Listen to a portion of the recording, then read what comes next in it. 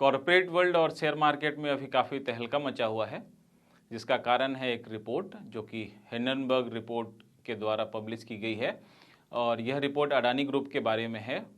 और जिस दिन से यह रिपोर्ट आई है उस दिन से अडानी ग्रुप के शेयर्स लगातार गिरते हुए जा रहे हैं, जिसमें अमूमन 9% से लेकर 24% तक की गिरावट देखी गई है अडानी के शेयर्स में। और शेयर मार्केट के दूसरे शेयर्स जैसे LIC और SBI में भी गिरावट देखी गई है। लगभग मोटा मोटा अंदाज़ा बताएं तो लगभग 5 लाख करोड़ रुपए का शेयर मार्केट को नुकसान हो चुका है। काफ़ी कौतूहल का विषय है अब सबके बीच में कि हिंडनबर्ग रिसर्च कौन है, क्या काम करती है और इनके काम करने का तरीका क्या होता है। एक साहब हैं, उनका नाम है नेथन एंडरसन, जो कि अमेरिका में रहते हैं। न्यूयॉर्क सिटी में इनका ऑफिस है और इन्होंने हिंडनबर्ग रिसर्च की स्थापना करी। यह साहब एक कहानी है सन 1937 की, जब एक हवाई जहाज़ दुर्घटनाग्रस्त होती है और उस हवाई जहाज़ की दुर्घटना को हिंडनबर्ग डिजास्टर कहा जाता है।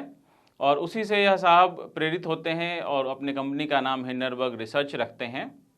और इनके काम करने का जो तरीका है, यह कंपनी एक्टिविस्ट शॉर्ट सेलिंग का काम करती है।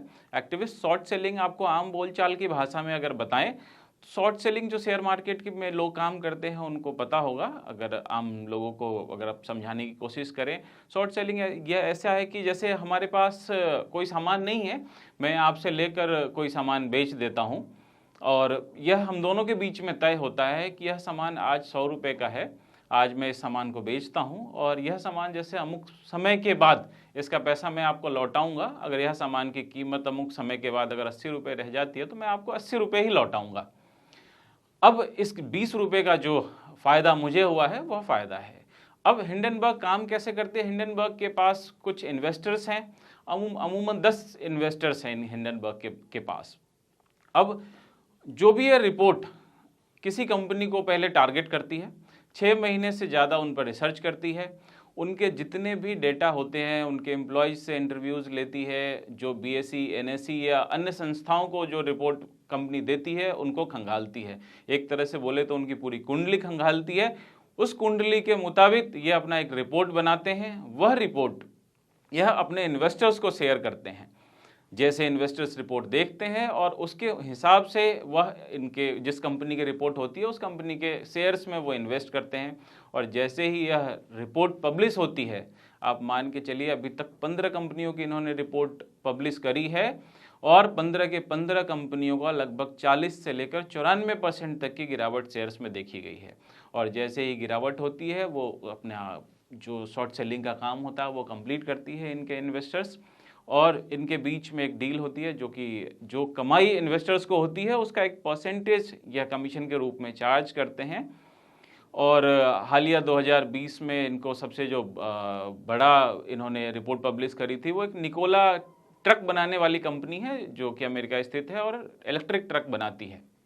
2020 में इन्होंने रिपोर्ट पब्लिश करी और लगभग 40% उनके शेयर्स में गिरावट देखी गई।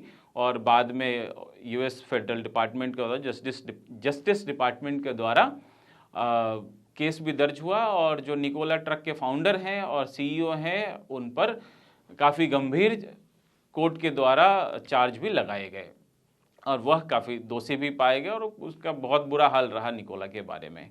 अडानी साहब का शेयर भी लगभग पिछले 1 हफ्ते से डेली गोता खाए जा रहा है, गिरे जा रहा है और देखते हैं कि अब आगे क्या होता है। अडानी साहब ने भी अपने पक्ष में काफ़ी बहुत विस्तृत रूप से अपना पक्ष रखा है और कोर्ट जाने की भी बात कही है। अब उनके जो हिंडनबर्ग रिपोर्ट है उनके द्वारा भी कुछ एलिगेशंस उसकी रिपोर्ट के ऊपर आए हैं और उन्होंने आपस में क्लैरिफाई करने की कोशिश करी है। आप बने रहिए क्विंट 360 के साथ। मैं उज्जवल कुमार। अगले एपिसोड में हम लोग देखेंगे कि जो रिपोर्ट पब्लिश हुई है उस रिपोर्ट में विस्तृत रूप से क्या है और आम बोलचाल की भाषा में आपको समझाने की कोशिश करेंगे रिपोर्ट। धन्यवाद।